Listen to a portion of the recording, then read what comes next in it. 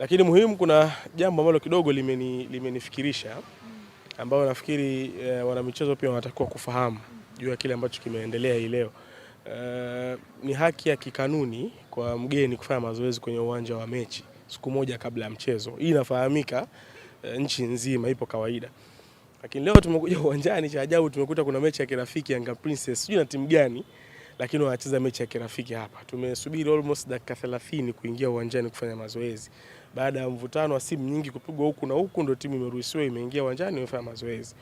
Kwa hiyo sio jambo ambalo linapendeza kwa namna moja au nyingine, limetukwaza pia. Kwa sababu ukiweka timu kwenye basi kwa nusu saa almost, na ikumbuke tumewahi kufika.